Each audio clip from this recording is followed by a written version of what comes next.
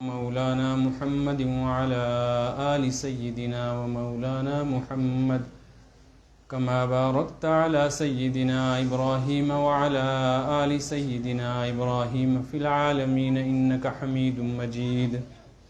اللهم سلم على سيدنا ومولانا محمد وعلى آل سيدنا ومولانا محمد كما سلمت على سيدنا إبراهيم وعلى آل سيدنا إبراهيم في العالمين إنك حميد مجيد. أعوذ بالله من الشيطان الرجيم. بسم الله الرحمن الرحيم. وما خلقت الجن والإنس إلا ليعبدون.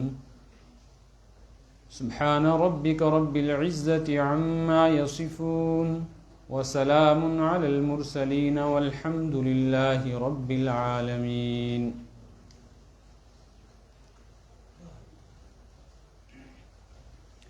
کوئی کام، کوئی بات، کوئی بھی انسان بے مقصد اور بے فائدہ اور بے غرض نہیں کرتا. وہ شہری ہو یا دیہاتی، پڑھا لکھا ہو یا ان پڑھ، غریب ہو یا فقیر، شاہ ہو یا گدھا، جو کچھ وہ زبان سے کہتا ہے اور جو کچھ وہ اپنے عمل سے کرتا ہے، اس کی بات اور اس کے کام کے پیچھے کوئی نہ کوئی مقصد ضرور ہوتا ہے. حتیٰ کہ پاگلوں اور دیوانوں کو آپ نے سڑک پر، چوک چوراہے پر مختلف حرکتیں کرتے ہوئے دیکھا ہے. کچھ دیوانے پتھر پھینکتے رہتے ہیں، کچھ پاگل ہنستے رہتے ہیں، کچھ مجنون لوگ چلتے ہیں تو بس چلتے ہی رہتے ہیں، اور کچھ پاگل کسی سڑک کے کنارے نالی پر بیٹھتے ہیں تو بس بیٹھ ہی جاتے ہیں.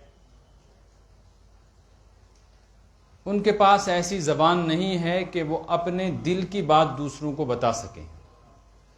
لیکن اگر کوئی ایسی مشین ایجاد ہو جائے، جیسے آج کل تھرمامیٹر لگانے سے بخار کی سطح کا پتہ چلتا ہے، ایسے ہی مشین لگانے سے پریشر کی لیول کا پتہ چلتا ہے کم ہے یا زیادہ، شوگر لیول کا پتہ چلتا ہے کم ہے یا زیادہ، انسان کے اندر کیا کچھ ہو رہا ہے مشینوں کے اندر داخل کر کے سکین کیا جاتا ہے اور بیماری کا پتہ چلتا ہے. اگر اس طرح کی کوئی مشین ایجاد ہو جائے جو انسان کے جسم سے لگانے کے ساتھ ساتھ یہ بتا سکے کہ یہ کیا چاہتا ہے، تو پاگلوں کے ساتھ اگر وہ مشین لگائی جائے گی، ہر پاگل جو حرکت کر رہا ہے اس کی کوئی نہ کوئی وجہ ضرور سامنے آئے گی. سوچنے کی بات ہے، سب پاگل ہیں، لیکن ایک ہنستا ہے تو کیوں ہنس رہا ہے؟ اس کے ذہن میں کوئی بات ہے نا جو اس کو ہنسنے پہ مجبور کرتی. سب دیوانے ہیں، یہ ایک دیوانہ کیوں گالیاں دیتا ہے، کیوں پتھر مارتا ہے، یہ کیفیت کیوں ہے؟ اس کے دل میں کوئی بات ہے جس کو وہ عملا رہا ہے. کوئی خاموش بیٹھا ہے، مسلسل سڑک کے کنارے آپ دیکھتے ہوں کہ کمبل اوڑھے ہوئے چل رہا ہے، دن رات کا یہی کام ہے، اس کے پاس زبان نہیں ہے، لیکن اگر وہ بتا سکتا ہو اور آپ اس سے پوچھ سکتے ہوں تو وہ بتائے گا کہ میرے اس کام کا، میری اس حرکت کا مقصد کیا ہے، میں کیا سوچ کے چل رہا ہوں، میں کیا سوچ کے یہاں بیٹھا ہوں، میں کیا سوچ کے پتھر پھینکتا ہوں، کیا سوچ کے چیختا اور چلاتا ہوں.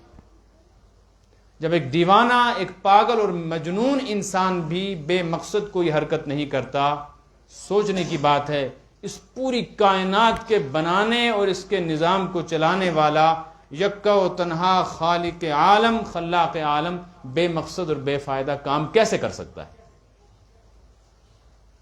اس نے زمین بنائی، آسمان بنایا، چاند سورج ستارے بنائے، جنت اور جہنم بنائی، جن و ملک بنائے، شجر حجر بنائے، سمندروں کو بہایا، ہواؤں کو چلایا، زمین کے اوپر پہاڑوں کی میخیں جما دیں، رات کو ستاروں کی صورت میں قمقمے چمکا دیے، سورج کو کام پہ لگا دیا، چاند کو ڈیوٹی پہ لگا دیا. کچھ نہ کچھ مقصد تو ہے ان کا. یہ سب بے مقصد اور بے فائدہ اور بے غرض چیزیں تو وجود میں نہیں آئی ہیں نا. جب انسان پاگل انسان بھی بے مقصد کام نہیں کرتا، اللہ پاک یہ بے مقصد کیوں پیدا کرتا؟ کیا مقصد تھا؟ حدیث میں ہے، حق تعالی شانہ نے ارشاد فرمایا، حدیث قدسی ہے، فرمایا کنت کنزا مخفیا، میرے بندو تمہیں پتہ ہے میں ایک خزانہ تھا، میرے پاس بہت کچھ تھا، ماننے والوں کے لیے نعمتیں اور عطائیں، نہ ماننے والوں کے لیے سزائیں، میرے پاس قوت و طاقت تھی، قدرت تھی، میرے پاس مغفرت اور رحمت کے خزانے تھے، برکتوں اور عنایتوں کے دفینے تھے،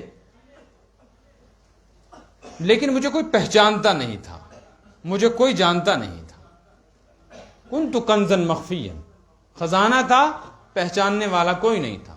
فاحببت ان اعرف، پھر میں نے چاہا کہ میری پہچان ہو، میں کوئی مخلوق بناؤں جو مجھے پہچانے کہ رب کیا ہے، اس کی رحمت کیسی ہے، اس کی عنایت کیسی ہے، اس کا چھوڑ دینا کیسا ہے، اس کی پکڑ اور گرفت کیسی ہے، اس کا انتقام کیسا ہے، میں یہ چاہتا تھا مجھے پہچان۔ فخلقت الخلق، اس لیے میں نے مخلوق کو پیدا کیا کہ یہ پوری کائنات مجھے پہچانے۔ پھر جب زمین و آسمان بن گئے، جن بن گئے، فرشتے بن گئے، تو حق تعالی شانہ نے اپنی تخلیق میں، اپنی مخلوق میں سب سے مضبوط ترین عنصر کو، آسمانوں کو خطاب کیا کہ میں نے تمہیں بنایا ہے ایک کام کے لیے، ایک مقصد کے لیے، تم وہ پورا کرو گے؟ آسمانوں نے کہا آپ ہمارے رب ہیں، آپ حکم فرمائیں کیا کرنا ہے۔ قرآن کہتا ہے انا عرضنا الامانۃ علی السماوات، ہم نے یہ ذمہ داری آسمانوں پر رکھنا چاہیے کہ تم بڑے مضبوط ہو، بڑی وسعت والے ہو، 7 زمین، 7 زمینوں کی پوری مخلوق، سمندر، درین پرین چرین خزن، جنات انسانات، شجر و حجر، سب کو ملا دیا جائے اور پھر ایک گیند کی طرح پہلے آسمان پہ مارو، ایسے گم ہو جائے گا جیسے بڑے کھیت میں مکی کا دانہ گم ہو جاتا ہے۔ پھر 7 زمین کو اس آسمان سمیت اٹھا کر دوسرے میں مارو تو گم ہو جائے گا۔ یہی سلسلہ ہے، 6 آسمان، 7 زمین اور درمیان کی پوری مخلوق، اس کو اٹھا کر 7ویں آسمان میں پھینک دو، ایک بڑے کھیت میں چاول کے دانے کی طرح گم ہو کر رہ جائے گا۔ اتنے بڑے آسمانوں سے فرمایا کیا تم مجھے پہچانو گے؟ قرآن کہتا ہے، آسمان کہنے لگے اے ہمارے رب، تو نے ہمیں قوت و طاقت تو بڑی دی ہے، وسعت تو بڑا دیا، طول و عرض تو بڑا دیا، ہم تیرا ہر حکم مانیں گے، لیکن تجھ کو پہچاننا ہمارے بس کی بات نہیں، یہ بڑا بھاری کام ہے، ہم سے اگر ذمہ داری قبول کرنے کے بعد تجھے پہچاننے میں کوئی کوتاہی رہ گئی تو ہم تیری سزا کا مقابلہ نہیں کر سکتے۔ اللہ پاک نے فرمایا تم عذر کرتے ہو تو کوئی بات نہیں۔ والارض، سورہ احزاب پارہ 22 کا آخری رکوع چل رہا ہے، قرآن کہہ رہا ہے انا عرضنا الامانۃ علی السماوات، آسمان جب عذر پیش کر گئے تو قرآن کہتا ہے والارض، زمین سے کہا کہ تو گولا تھی، تجھے پھیلایا، تیرے اوپر بڑے مضبوط پہاڑ جمائے، سمندر بہا دیے، تو یہ کام کر سکتی ہے کہ مجھے پہچانے؟ وہ کہنے لگی پروردگار میں ہر کام کروں گی، تو میرا سینہ چروا دے کسی مخلوق سے، اس کے لیے میں تیار ہوں، تیری کوئی مخلوق آ کے مجھ پہ گندگی کرے میں اس کے لیے تیار ہوں، تو مجھے زمین تلے رندوا دے میں اس کے لیے تیار ہوں، تو مجھے کہے گا گھوم تو گھومنے لگوں گی، تو مجھے کہے گا دریا کے بیچ میں آ کر ٹھہر تو ٹھہر جاؤں گی، لیکن تجھ کو پہچاننے میں اگر کسر رہ گئی تو میں تیری سزا کا مقابلہ نہیں کر سکتی، میں یہ کام نہیں کر سکتی ہوں، مجھے معذور رکھ۔ مجھ سے مضبوط تو پہاڑ ہیں، ان سے کہہ۔ اللہ فرماتے کوئی بات نہیں۔ والجبال، ہم نے پہاڑوں سے کہا تمہیں ہم نے بڑی مضبوطی دی ہے، کیا تم مجھے پہچانو گے؟ یہ ذمہ داری تم پہ رکھوں؟ قرآن کہتا ہے عرضنا الامانۃ، ہم نے اپنی پہچان کی ذمہ داری علی السماوات، آسمان پہ رکھی، والارض، زمین پہ رکھی، والجبال، اور پہاڑوں پر رکھی، پہچانو گے؟ فابینا ان یحملنها، سب ہاتھ جوڑ کے کھڑے ہو گئے کہ رب ہم ہر کام کرنے کو تیار ہیں، یہ ذمہ داری ہم نہیں لے سکتے۔ اللہ پاک نے فرمایا ٹھیک ہے، اگر تم یہ نہیں کر سکتے تو پھر اب دوسرے کام کے لیے تیار ہو جاؤ، قال لها وللارض ائتيا طوعا وكرها، پہچان نہیں سکتے تو مانو، اب جو کہوں گا وہ ماننا ہو، بتلاؤ خوشی سے مانو گے کہ جبرن منواؤں؟ پھر قرآن میں جواب آیا قالتا اتینا طائعین، اے ہمارے رب تو ہم پر کیوں جبر کرے گا، ہمیں کیوں مجبور کرے گا، ہم تو خوشی خوشی تیرے حکم پر اپنا سب کچھ قربان کرنے کو تیار ہیں، تو ہمیں پھیلا دے تو پھیل جائیں گے، سمیٹ دے تو سمٹ جائیں گے، تو کہے وجود میں آ تو آ جائیں گے، تو کہے مٹ جا تو مٹ جائیں گے۔ اللہ نے فرمایا ٹھیک ہے، تم اپنے وعدے پہ جمے رہو۔ اب کس کو پیدا کروں؟ فرشتوں سے مشورہ کیا، یہ تو نہیں کر سکی یہ مخلوق یہ کام، اب میں انسان بنانا چاہتا۔ فرشتوں نے کہا ربا، آپ کی تسبیح و تقدیس، تحمید و تمجید، آپ کی تحلیل، آپ کی عظمت کے گن گانے اور آپ کی عبادت میں سر جھکائے رہنے کے لیے ہم کچھ کم ہیں؟ نحن نسبح بحمد ونقدس لک، ہر پاکی بیان کریں گے، ہر عبادت بیان کریں گے تیری، کیوں کرے گا مخلوق پیدا؟ آپ نے فرمایا انی اعلم ما لا تعلم، فرشتوں تم نہیں جانتے جو میں چاہتا ہوں۔ تم عبادت تو کر سکتے ہو، پہچان نہیں نہ سکتے، تم کیا پہچانو گے؟ تم ایسے گناہ ہی نہیں کر سکتے کہ تم معافی مانگو تو میں تمہیں معاف کروں، تمہیں پتہ چلے اللہ کی رحمت کیسی ہے۔ تمہیں بھوک ہی نہیں لگتی کہ تم مانگو تو میں تمہیں کھلاؤں تو پتہ چلے کہ رزق کیسا ہے۔ تم بیماری نہیں ہوتے کہ شفا مانگو تو میں لا علاج بیماری سے شفا دوں تو پتہ چلے کہ میرے پاس شفا کے خزانے کتنے۔ تم ذلیل ہی نہیں ہو سکتے کہ ذلت کے گھڑے میں پڑھ کر تم مجھ سے عزت مانگو تو میں تمہیں ذلت کے ماحول میں عزت کی بلندیوں پر پہنچا دوں۔ تم کیا سمجھو گے مجھے ایسی مخلوق پیدا کرنی ہے جو مجھے پہچانے۔ کہنے کہ ٹھیک ہے، سبحانک لا علم لنا الا ما علمتنا، تو جانتا ہے تو کر۔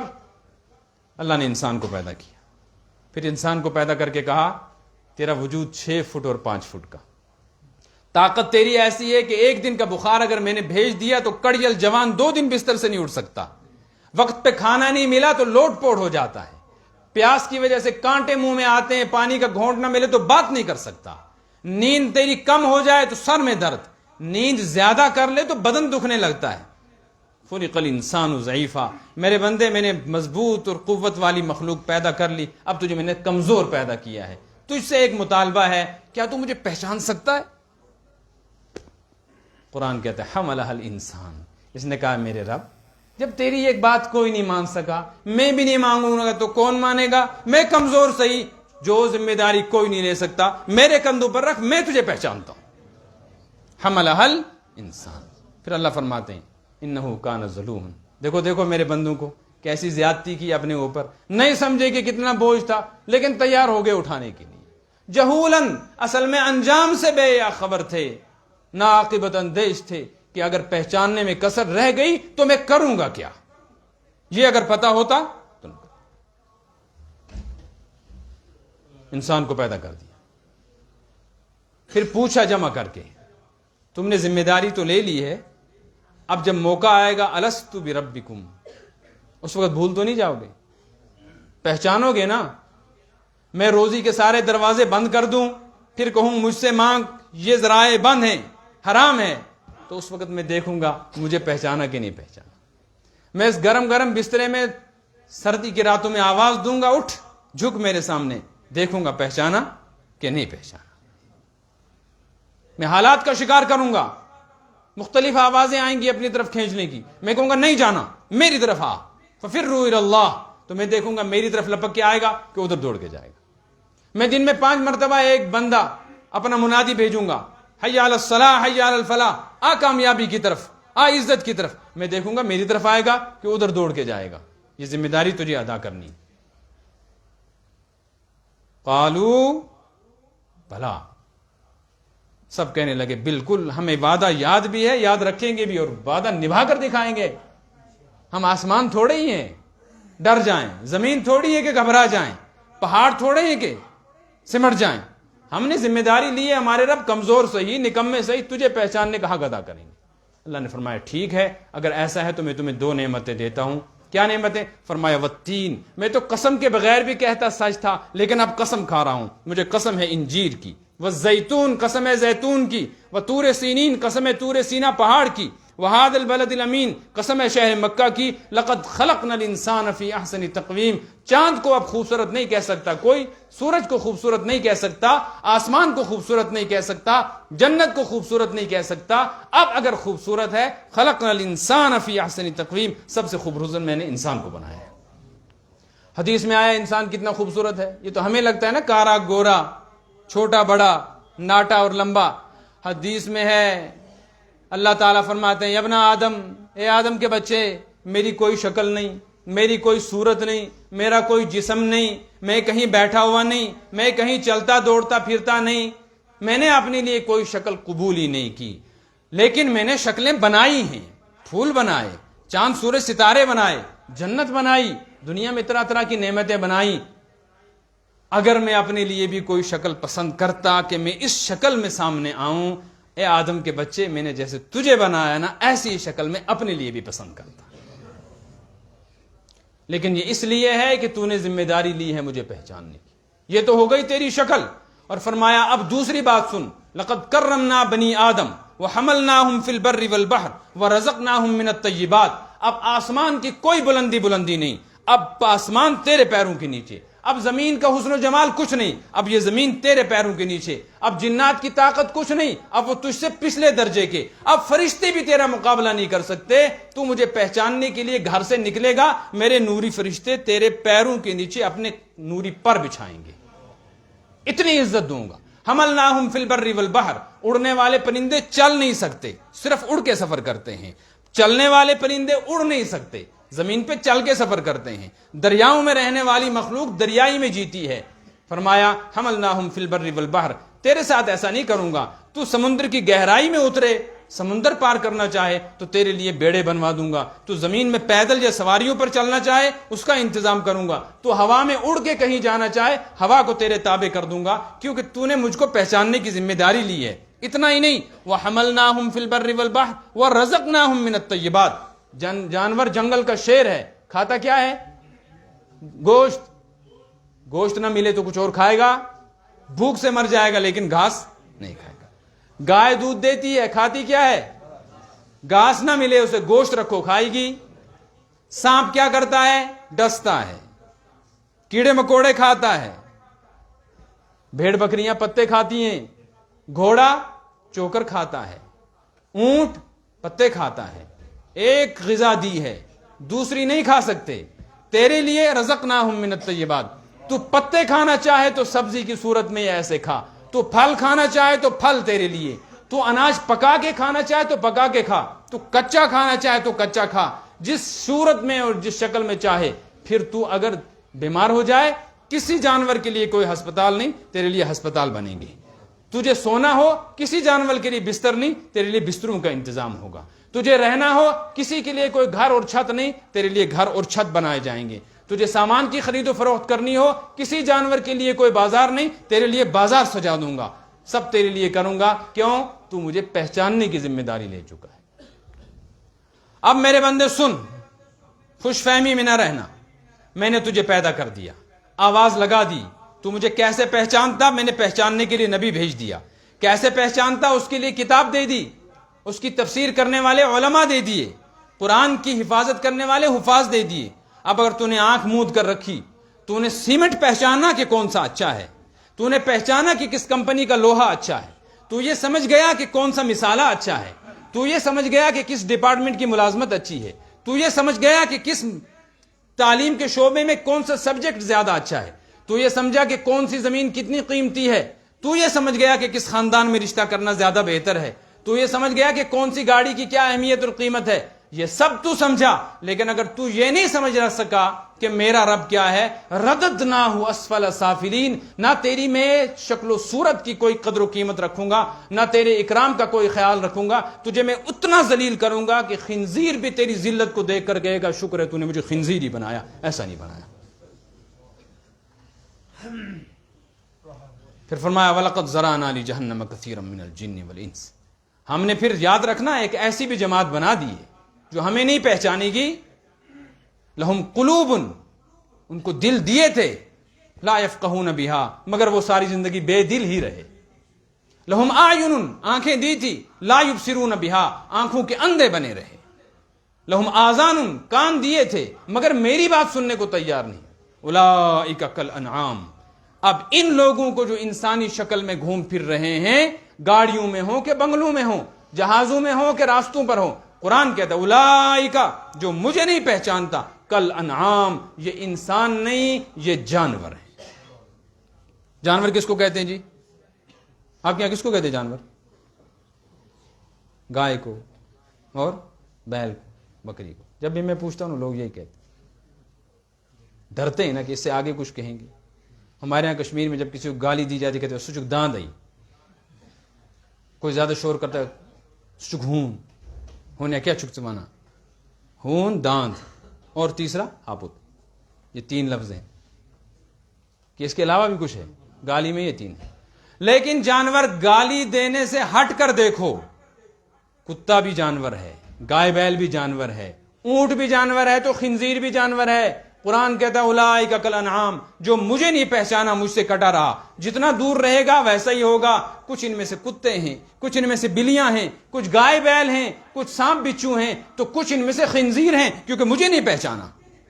پھر فرمایا بل نہیں خنزیر نہ کہو انہیں، کتے نہ کہو انہیں، خنزیر کو پیدا کیا تھا ناپاکی کھانے کے لیے، ساری زندگی ناپاکی کھائی۔ کتے کو پیدا کیا تھا بھونکنے کے لیے، ساری زندگی بھونکتا رہا۔ سانپ کو پیدا کیا تھا ڈسنے کے لیے، ساری زندگی ڈستا ہی رہا۔ بکریوں کو پیدا کیا تھا دودھ دینے کے لیے، دودھ دیتی دیتی مر گئی۔ گائے کو پیدا کیا تھا دودھ دینے کے لیے، گوشت دینے کے لیے، یہی کام اس نے کیا۔ گھوڑے کو پیدا کیا تھا طاقت دینے کے باوجود سواری کے لیے، چھوٹے سے بچے کے سامنے بھی تابعدار بن کے رہا۔ ان نے کون سا قصور کیا؟ جس کام کے لیے میں نے پیدا کیا تھا ان نے وہ حق ادا کیا۔ تجھ کو تو میں نے اس لیے پیدا کیا تھا تو مجھے پہچانے، تو نے مجھے نہیں پہچانا۔ بل ہم ازل تو یاد رکھ تو اس کتے بلی اور خنزیر سے بھی بدتر ہوا۔ کیوں ہے ایسا؟ فرمایا اولئک هم الغافلون مجھے ہی نہیں پہچانا، میری قیمت کو نہیں سمجھا تو تیری کیا قیمت ہے؟ میرے بزرگوں اور دوستو، یہ ہے ہمارے دنیا میں آنے کا مقصد۔ ہم اللہ کو نہ پہچانے جس کے پاس جانا ہے، تو کل اللہ کہ میں بھی تمہیں نہیں پہچانتا، کیا ہوگا؟ قرآن کہتا ہے نا ایک جماعت آئے گی لا یکلمہم اللہ، وہ کہیں گے ہمارے رب ہماری ایک بات سن، ایک بات سن۔ اللہ فرماتا ہے لا یکلمہم اللہ، بات تک تمہارے ساتھ نہیں کروں گا۔ ولا ینظر الیہم، وہ کہیں گے ایک رحمت کی نظر ڈال، رحمت کی نظر نہیں ڈالتا، ایسے ہمیں ایک دفعہ دیکھ تو صحیح۔ قرآن کہتا ہے لا ینظر الیہم، اللہ ان کی طرف نظر بھی نہیں کرے گا۔ پھر وہ کہیں گے پروردگار ڈال ہمیں جہنم میں، دے ہمیں سزا، مگر اب ایک کرم تو کر، اب جل گئے، مٹ گئے، سڑ گئے، گل گئے، اب ہمیں جہنم کے بیچ سے کنارے تک تو جانے دے، اس تپش سے تو بچا۔ قرآن کہتا ہے لا یزکیہم، اتنی بھی مہلت نہیں دی جائے گی۔ کہا جائے گا خذوہ، فرشتوں سے کہا جائے گا کہاں بھاگتا ہے یہ مجھے نہ پہچاننے والا، پکڑو اس کو، فاعتلوہ الی سواء الجحیم، کناروں پہ نہ جانے دو، بیچ میں لا کر ڈالو۔ ثم صبوا فوق راسہ من عذاب الحمیم، پیاس میں پکارے گا میرے رب کچھ پانی پلا۔ اللہ فرمائیں گے پانی بھی رکھا ہے تیرے لیے، تیرے ہی جسم سے نکلنے والا گندا مواد، ابلتا ہوا کھولتا ہوا پانی، یہ اندر نہیں بھرنا، یہ سر پہ ڈال، تاکہ سر پہ ڈال کر پیر تک تیرے جسم کے گوشت کا ٹکڑا ٹکڑا بکھر جائے۔ تو مجھے نہیں پہچانا؟ کہے گا پروردگار بھوک سے مر گیا، تو اللہ فرماتے ٹھیک ہے بھوک کا بھی انتظام ہے۔ ان شجرۃ الزقوم طعام الاثیم کالمہل یغلی فی البطون کغلی الحمیم، اللہ فرماتے ہیں ہم نے زقوم کا درخت رکھا ہے پوڑ کا تمہارے لیے، کھا اس کو، کھا نہیں سکتا تو زبردستی اندر بھر، بھوک کی شدت میں ایک ذرا اس کا اندر چلا جائے گا۔ قرآن کہتا ہے کغلی الحمیم، جیسے آگ پہ چرکی ہوئی ہانڈی جس وقت ابلتی ہے تو اس سے آوازیں نکلتی ہیں، پیٹ میں اس کا ایک قطرہ جانے کی وجہ سے ایسے ابلے گا اندر سے۔ کیوں ہے یہ سزا؟ کہ مجھے نہیں پہچانا۔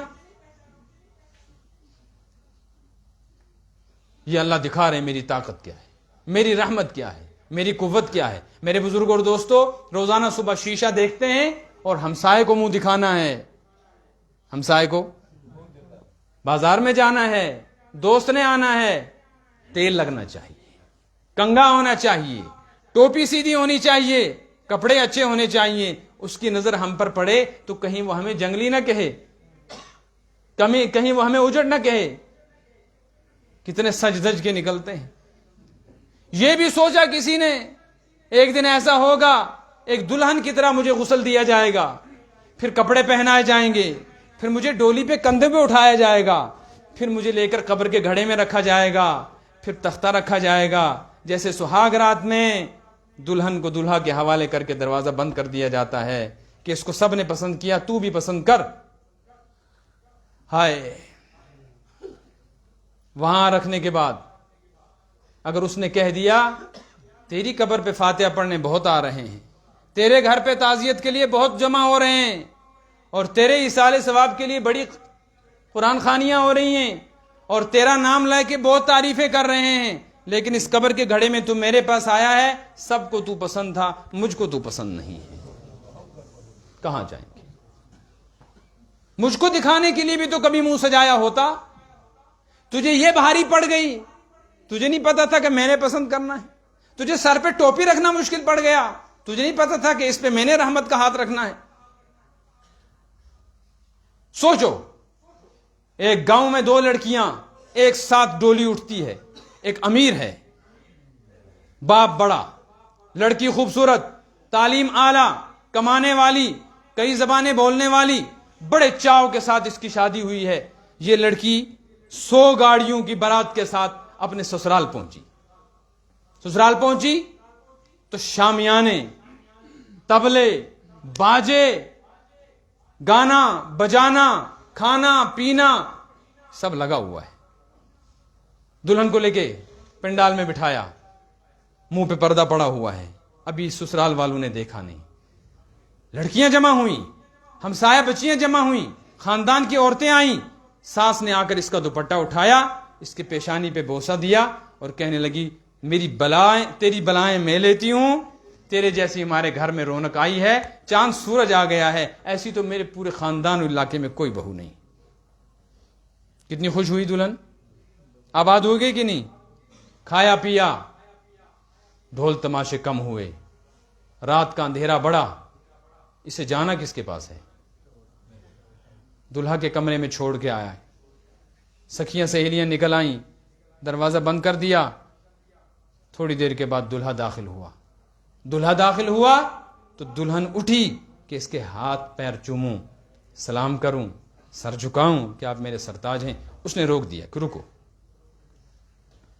تو اتنی خوبصورت ہے کہ میرے خاندان اور علاقے میں اتنی خوبصورت کوئی نہیں، اتنی پڑھی لکھی ہے کہ یہاں کوئی ایسی نہیں، ہمارے گھر کی عورتوں کو نمکین چائے نہیں بنانی آتی، تجھے تو زعفرانی قہوے بھی بنانے آتے ہیں، یہاں تو ہاتھ کی روٹی نہیں آتی، تیرا سنا تو بریانی بھی بناتی ہے، تو پیسے بھی کماتی ہے، ہمیں تو سیدھی کشمیری بولنی نہیں آتی تھی ماں کو، تو سنا انگریزی بھی بولتی ہے، اور تیرے آنے پہ میری ماں بھی خوش ہے، میرا کنبہ قبیلہ بھی خوش ہے، اور میرے دوست بھی مبارکباد دے رہے ہیں کہ کیسی بہو لایا ہے چاند تارے والی، لیکن یاد رکھ سب تجھ سے خوش ہیں، مجھے تو قبول نہیں ہے۔ کیوں؟ اس لیے کہ میرے پاس آنے سے پہلے میں نے تیرے کرتوت سنے ہیں کہ تو غیروں کے ساتھ باتیں کیا کرتی تھی۔ بتلاؤ، یہ ابھی تک کی دلہن رہی، یہ تو بیوہ سے بھی بدتر ہو گئی۔